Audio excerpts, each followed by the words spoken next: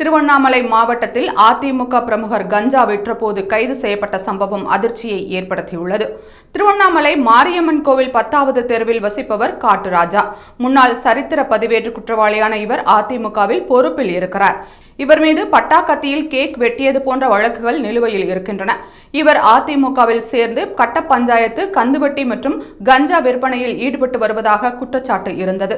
இந்நிலையில் மணலூர்பேட்டை சாலை அருகே கஞ்சா விற்பனை நடப்பதாக மாவட்ட காவல் கண்காணிப்பாளருக்கு தகவல் கிடைத்தது.